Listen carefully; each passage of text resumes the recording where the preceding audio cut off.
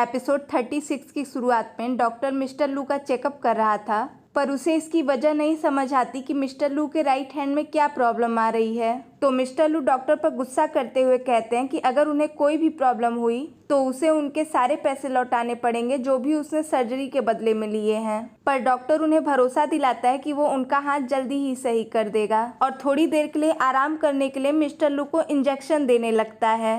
पर वो उसे ऐसा करने से मना करते हैं और क्रिस के बारे में उससे पूछने लगते हैं और इस दौरान वो डॉक्टर से यूनर के बारे में भी पूछते हैं, लेकिन डॉक्टर उन्हें कहता है कि उन्हें इन चीज़ों की टेंशन लेने की ज़रूरत नहीं है, वो उसकी सिस्टर का मैटर संभाल लेगा। तो फिर मिस्टर लू डॉक्टर से उन्हें शूटिंग पर ले चलने को कहते हैं क्योंकि वहाँ सुंदर सुंदर लड़कियाँ जो होंगी, और वैसे भी विंशा के एक्टर होने का उन्हें इतना फ़ायदा तो होना ही चाहिए। तो डॉक्टर इसके लिए मान जाता है और उनके साथ खुद भी शूटिंग पर जाने के लिए तैयार हो जाता है। तो वो लोग शूटिंग के लिए निकल लेते हैं और अब तक ये बात मीडिया में भी फैल गई थी कि मिस्टर लू की डेथ हो चुकी है और उनकी पूरी प्रॉपर्टी विंशा को दे दी गई है जो कि उनका ग्रैंड चाइल्ड है, पर वो बचपन में ही खो गया था जिसकी वजह से वो वेलफेयर होम में पला बड़ा है। मतलब लोगों को यकीन दिलाने के लिए अच्छी स्टोरी बनाई है। और इधर हॉस्पिटल में एडमिट विंशा भी टीवी पर ही न्यूज़ देखता है और ग्रैंडमा के रोकने के बावजूद भी क्रिस से मिलने के लिए वहाँ से चला जाता है। और दूसरी तरफ अपने घर पर ताउशा और ताउशी भी ये न्यूज़ देख रही थी, पर विंशा के अचानक से इतना अमीर हो जाने की खबर सुन जहाँ ताउशी बहुत खुश थी, वहीं ताउशा काफी हैरान थी क्योंकि उसे तो कुछ समझ ही नहीं आता कि अचानक से विंशा की लाइफ में ये सब क्या हो रहा है। और फिर नेक्स्ट सीन में ताउशा सेट पर आती है जो कि थोड़ा लेट हो गई थी, पर तभी वहाँ ड्रेस चेंज कर हैना आती है और ताउशा को बताती है कि उसे भी ड्रामा में एक रोल मिला है। हालांकि ये रोल छोटा है पर फिर भी वो अपनी परफॉर्मेंस से जरूर सबको इम्प्रेस कर लेगी। वैसे हैना को जो रोल मिला था वो था एक शराबी लड़की का जो कि ड्रिंक करके पागलों की तरह बार में डांस कर रही थी। तो ये बात तो हम ऑडियंस भी जानते हैं कि हैना ये रोल जरूर अच्छे से कर लेगी क्योंकि इसमें तो वो एक्सपर्ट है। खैर तभी वहाँ यंग मिस्टर लू आ जाते हैं जिसकी आव भगत में असिस्टेंट के साथ साथ डायरेक्टर भी अपनी पूरी टीम लिए भागा भागा आता है और विंशा के दादाजी के डेथ पर दुख जताने लगता है। वैसे सच ही कहते हैं, पैसा बड़े बड़ों को लाइन में ला देता है। और वैसे भी अब विंशा पहले वाला विंशा थोड़े ही रह गया, अब वो 3 बिलियन युआन का मालिक है। तो फिर वो डायरेक्टर जो आज से पहले शूटिंग लेट होने पर गुर्राने लगते थे, वो आज बहुत ही जेंटल वे में विंशा से कहते हैं कि अभी अभी तुम्हारे दादाजी की डेथ हुई है तो इसकी वजह से तुम काफ़ी मेंटली डिस्टर्ब होगे, तो अगर तुम चाहो तो कुछ दिन शूटिंग से ब्रेक ले सकते हो। पर अब दादाजी को अपने ही मरने का क्या ही दुख हो। तो वो डायरेक्टर से कहते हैं कि मैं नहीं चाहता कि मेरी फैमिली मैटर की वजह से आपका नुकसान हो, इसलिए मैं शूटिंग करूंगा। तो डायरेक्टर विंशा के इस प्रोफेशनल एटीट्यूड को प्रेज करता है और क्रू मेंबर से शूटिंग की तैयारी करने को कहता है। और तभी हैना मिस्टर लू के पास आ जाती है जो कि उसे विंशा समझ आफ्टर शूटिंग पार्टी पर चलने को कहती है, लेकिन अभी अभी उसके दादाजी मरे हैं तो वो पार्टी कैसे कर सकता है। तो ये सोच हैना उसे ऑफर करती है कि वो उसके लिए कुछ भी कर सकती है। और ये सुन तो जवान बने बुढ़ऊ के चेहरे पर जो चमक आती है कि क्या कहने।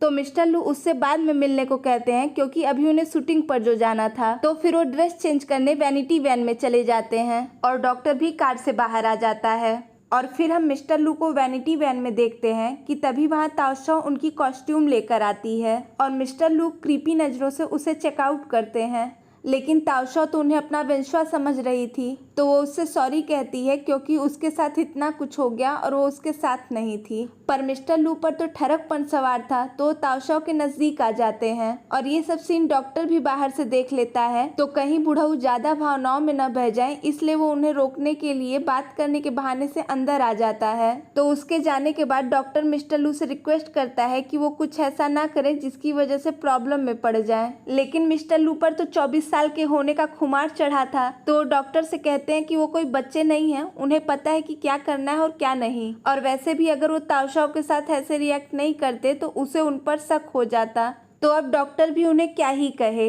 खैर इधर मिस्टर लू के घर पर विंशा क्रिस से मिलने के लिए आया होता है, लेकिन उनके एम्प्लॉय बताते हैं कि अभी विंशा यानी मिस्टर लू घर पर नहीं है, पर विंशा फिर भी वहां से नहीं जाता और तभी मिस्टर लू शूटिंग से वापस आ जाते हैं। लेकिन विंशा को जिंदा देख डॉक्टर अपने आदमी को घूरने लगता है, पर अब बेचारा वो भी क्या करे, हर बार वो अपना काम तो करके ही आता है। पर जब अगला मरता ही नहीं तो उसकी क्या गलती। पर वेंशुआ तो किसी भी हाल में ये क्लियर करना चाहता था कि वो मिस्टर लू है या क्रिस, तो वो उनके गले का निशान प्रेस करने लगता है, पर डॉक्टर के आदमी उसे पकड़ लेते हैं और डॉक्टर मिस्टर लू से बताता है कि ये आपका असिस्टेंट है। तो मिस्टर लू उस पर भड़कते हुए कहते हैं कि अगर तुमने अब मेरे नज़दीक आने की कोशिश की तो मैं तुम्हें जॉब से फायर कर दूंगा, और उसे यहाँ से निकालने का कह अंदर चले जाते हैं। लेकिन डॉक्टर तो यही देखकर हैरान था कि अभी तक वेंशुआ जिंदा कैसे है, तो वो इसके लिए अपने आदमी को कन्फ्रंट करता है, लेकिन इस बारे में तो उसे भी कोई आइडिया नहीं था कि आखिर वेंशुआ बच कैसे गया। तो वो वेंशुआ को फिर से ख़त्म करने के लिए जाने लगता है, लेकिन अब क्या ही फायदा था क्योंकि सर्जरी तो हो चुकी थी। पर वेंशुआ को जिंदा देख डॉक्टर को डाउट होता है कि कहीं सर्जरी में कोई गड़बड़ी तो नहीं हो गई। और इधर हॉस्पिटल में ताउशा और बाकी दोस्त वेंशुआ के वापस आने का इंतजार कर रहे थे कि तभी वहां आंखों में आंसू लिए उदास सा वेंशुआ आता है और उसे इस तरह उदास देख वो लोग भी परेशान हो जाते हैं। और यहाँ एक और ट्विस्ट आता है जब ताउशा उन लोगों को बताती है कि आज शूटिंग पर वेंशुआ ने उससे कहा कि वो रियल वेंशुआ को बता दे कि अभी क्रिस जिंदा है। इसका मतलब वैनिटी वैन में वो ठरकी मिस्टर लू नहीं बल्कि क्रिस था, जो कि ताउशा के करीब आकर उसे यही बात कहता है। और इधर डॉक्टर भी ये समझ जाता है कि जरूर सर्जरी में कोई तगड़ा झोल हो गया है, क्योंकि अगर वेंशुआ जिंदा है तो क्रिस की बॉडी में मिस्टर लू कैसे आ सकते हैं। और उसे ये बात भी याद आती है कि मॉर्निंग में उससे मिस्टर लू ने यूनर के बारे में भी पूछा था। तो सारे डॉट्स कनेक्ट करने पर डॉक्टर को इस बात पर काफी हद तक विश्वास हो जाता है कि वो क्रिस है, ना कि मिस्टर लू। और सर्जरी के दौरान मिस्टर लू की डेथ हो चुकी है। और इधर क्रिस के जिंदा होने की खबर सुन वेंशुआ और उसके दोस्त भी काफी खुश होते हैं। वैसे ताउशा भी अब तक ये तो जान गई थी कि क्रिस किसी कुत्ते का नाम नहीं है, पर फिर भी वो उन लोगों के सामने उस कुत्ते का जिक्र करती है, जिससे कि एक बार फिर से वो लोग उससे नजरें चुराने लगते हैं। लेकिन ताउशा इस बार उन लोगों को इस बात के लिए कन्फ्रंट नहीं करती और अपने काम पर वापस चली जाती है। तो उसके जाने के बाद वो लोग डॉक्टर और क्रिस के बारे में बातें करने लगते हैं और ताउशा भी गेट से छुपकर उनकी बातें सुनने लगती है। तो वेंशुआ सारी बात क्लियर करने के लिए एक बार क्रिस से मिलने का डिसाइड करता है। हालांकि ताउशा उनकी पूरी बातें तो नहीं समझ पाती, पर वो इतना जरूर सुन लेती है कि क्रिस इस समय मिस्टर लू होने का प्रिटेंड कर रहा है। और इधर डॉक्टर भी किसी भी तरह से ये क्लियर करना चाहता था कि ये क्रिस है या मिस्टर लू, क्योंकि अगर क्रिस जिंदा है तो वो लोग मुसीबत में पड़ सकते हैं। तो ये बात क्लियर करने के लिए उसके दिमाग में एक आइडिया आता है। और फिर हम डॉक्टर को मिस्टर लू के खास एम्प्लॉय के साथ उस एरिया में देखते हैं जहां पर मिस्टर लू के सारे फेवरेट फूड प्रिजर्व करके रखे जाते थे। और वो टिड्डा फ्राई तो आप लोगों को याद ही होगा। तो बस यही प्लान था डॉक्टर का क्रिस की सच्चाई पता करने का। तो डॉक्टर एम्प्लॉय से आज खाने में क्रिस को यही टिड्डा फ्राई सर्व करने को कहता है।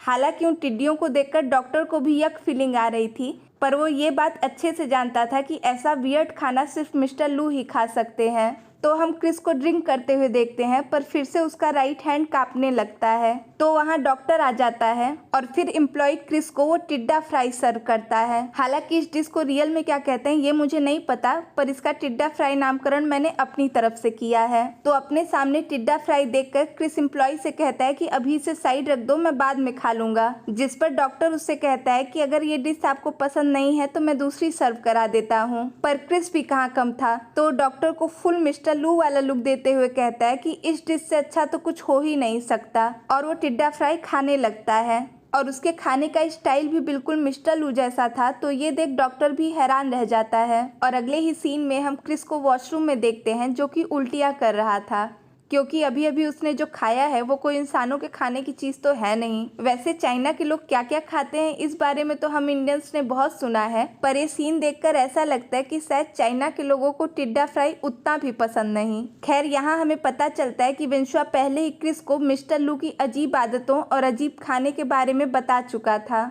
जिसकी वजह से अभी तक क्रिस मिस्टर लू का कैरेक्टर मेंटेन कर पाया। और ये बात तो पहले ही साबित कर चुका है कि वो एक्टर कितना अच्छा है। वैसे उस सर्जरी के बाद क्रिस की सारी मेमोरी वापस आ गई है, जिससे कि उसे ये सब याद आ गया है कि उसके और यूनर की ही तरह डॉक्टर ने कई ऑर्फनेज से और बच्चे खरीदे थे, पर उनमें से कई बच्चों की जान डॉक्टर के एक्सपेरिमेंट्स के दौरान चली गई और उनमें से यूनर भी एक थी। मतलब अब यूनर इस दुनिया में नहीं है। और इधर हम पुलिस स्टेशन में पेंगहू और हुबिन को देखते हैं, जहां की वेंशुआ के मामले में पुलिस उन दोनों से पूछताछ कर रही थी। पर हुबीन को लगता है कि उन्होंने जो किया उसका सबूत पुलिस के पास नहीं होगा तो वो लोग अपना जुर्म कबूल नहीं करते। लेकिन फिर पुलिस उन लोगों को वेयर हाउस से मिला सीसीटीवी फुटेज दिखाती है, जिससे कि ये साफ पता चल रहा था कि उन दोनों ने ही वेंशुआ को किडनैप किया था। तो ये देख तो हुबीन के होश उड़ जाते हैं और वो अपने आप को बचाने के लिए सारा इल्जाम पेंगहू पर डालने लगता है। पर अब पुलिस इतनी पागल तो है नहीं कि सीसीटीवी फुटेज में साफ देखने के बावजूद भी उसकी बात पर भरोसा करे, और वो वैसे भी लखनऊ की वायरल गर्ल तो है नहीं। तो पुलिस उन लोगों पर अटेम्प्ट टू मर्डर का चार्ज लगाती है। पर ये सुन तो उन दोनों का ही दिमाग खराब हो जाता है, क्योंकि उन लोगों ने तो खाली वेंशुआ को किडनैप ही किया था। तो हुबीन पुलिस को बता देता है कि उसने ये सब डॉक्टर के कहने पर किया, और इस बात के सबूत के लिए वो वेयर हाउस की और सीसीटीवी फुटेज चेक करने को कहता है। पर पुलिस उसे बताती है कि वेयर हाउस से बस यही फुटेज मिली है। तो ये सुन हुबीन भी अच्छे से समझ जाता है कि डॉक्टर ने उन दोनों को जानबूझकर फंसाया है, और ये तो हम जानते ही हैं कि डॉक्टर ने इन दोनों के साथ कोलैबोरेशन ही इनका बकरा बनाने के लिए किया था। तो उन दोनों को जेल में डाल दिया जाता है, और तभी वहाँ हुबीन से मिलने उसका असिस्टेंट आता है। तो उसके आने की खबर सुन हुबीन खुश हो जाता है, क्योंकि उसे लगता है कि उसे बचाने के लिए मैनेजर ने असिस्टेंट को यहाँ भेजा है। पर असिस्टेंट तो उसे ये बताने यहाँ आया था कि स्टार फॉरेस्ट एंटरटेनमेंट ने उसे निकाल दिया है, और वो कंपनी द्वारा जारी की गई ऑफिशियल स्टेटमेंट भी दिखाता है, जिसमें कि हुबीन की वो सारी हरकतें उजागर कर दी गई थी जिस पर कि आज तक मैनेजर पर्दा डालते हुए आया था। पर इतने के बावजूद भी मैनेजर ने हुबीन की बेल करवाने की तैयारी कर ली थी, और असिस्टेंट भी हुबीन को आगे से ऐसी फालतू चीज़ों को न दोहराने और अब से अपनी लाइफ पर फोकस करने की सलाह दे वहाँ से चला जाता है। पर हुबीन तो पूरी तरह से सदमे में जा चुका था। और फिर नेक्स्ट डे असिस्टेंट वैन लेकर क्रिस को शूटिंग पर ले जाने के लिए आता है, और वेंशुआ भी पहले से ही वैन में बैठा था, और इस बार क्रिस अकेले ही शूटिंग पर जाता है। और फिर रास्ते में असिस्टेंट कॉफ़ी लेने चला जाता है, तो वेंशुआ काफ़ी इमोशनल हो क्रिस को हक कर लेता है और उसकी जान बचाने के लिए उससे थैंक यू कहता है, और क्रिस से पूछता है कि वो इस तरह मिस्टर लू होने का क्यों प्रिटेंड कर रहा है। जिस पर क्रिस उससे बताता है कि वो डॉक्टर से यूनर और उन सभी बच्चों का बदला लेना चाहता है जिनकी जान उसके एक्सपेरिमेंट्स की वजह से गई। लेकिन वेंशुआ को तो इसी बात की टेंशन थी कि अगर डॉक्टर को क्रिस की सच्चाई पता चल गई तो उसकी जान को खतरा हो सकता है, क्योंकि वो उन लोगों के साथ जो रहता है।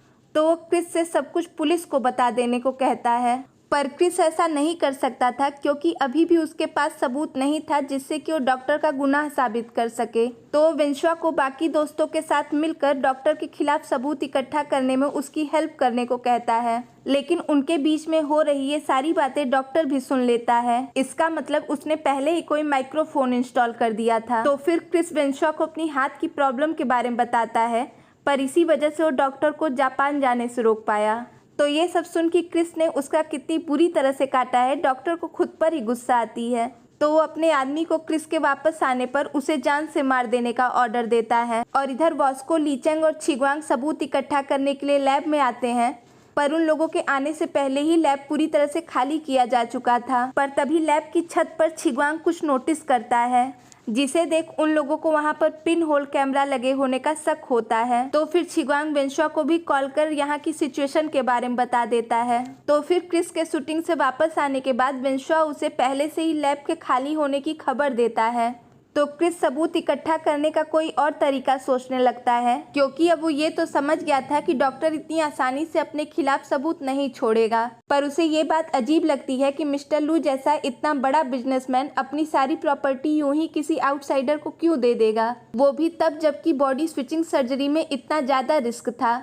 पर तभी वेंशुआ को याद आता है कि मिस्टर लू ऑपरेशन से पहले किसी प्लान बी के बारे में बात कर रहे थे, और इधर डॉक्टर भी उन लोगों की बातें सुन रहा था। तो वो प्लान बी जानने के लिए जल्दी से सर्जरी की फुटेज चेक करता है, जिसमें कि सर्जरी से पहले मिस्टर लू वेंशुआ से कह रहे थे कि अगर डॉक्टर ने उन्हें चीट करने की कोशिश की तो उसका अंजाम उसके लिए भी अच्छा नहीं होगा, और अगर चीट नहीं भी कर रहा लेकिन सर्जरी फेल होने की वजह से उन्हें कुछ हुआ तो डॉक्टर भी जिंदा नहीं बचेगा, क्योंकि इसके लिए बहुत पहले से ही उन्होंने प्लान बी रेडी करके रखा है। और सही भी है, आखिर इतना बड़ा बिजनेसमैन बिना दिमाग के तो बना नहीं होगा वो आदमी। खैर जो भी हो, पर डॉक्टर की मुसीबतें तो बहुत ज़्यादा बढ़ गईं। और इधर वेंशुआ क्रिस को पिन होल कैमरा लगे होने के बारे में बताता है। हालांकि अभी ये कैमरा उन लोगों को मिला नहीं है, पर उसके लगे होने के सबूत जरूर मिले हैं। पर अब सवाल ये था कि डॉक्टर आखिर वहाँ पिन होल कैमरे क्यों लगवाएगा, क्योंकि उसने तो पहले से ही सारी फुटेज रिकॉर्ड करने की व्यवस्था कर रखी थी और पिन होल कैमरे तो चोरी छुपे रिकॉर्ड करने के लिए लगाए जाते हैं। तो इसका मतलब जिसने भी वो कैमरे लगाए थे वही मिस्टर लू का प्लान बी है। और इसी मिस्ट्री के साथ ये एपिसोड यहीं खत्म हो जाता है और अब इस ड्रामा के 2 और एपिसोड बचे हैं। वैसे ये वीडियो इसलिए लेट हुई क्योंकि मेरा एग्जाम बीच में पड़ गया था और अगर इससे ज़्यादा कुछ जानना हो तो आप लोग इंस्टाग्राम या कमेंट में अपने क्वेश्चन कर सकते हैं। तो मिलते हैं अगले वीडियो में नेक्स्ट एपिसोड के साथ। तब तक के लिए सब्सक्राइब माय चैनल अगर नहीं किया है तो, वीडियो पसंद आए तो उसे लाइक भी करें and follow me on Instagram. वहां मैं आप सभी के वीडियो से रिलेटेड सारे आंसर देती हूं। तो तब तक के लिए stay tuned and thanks for watching.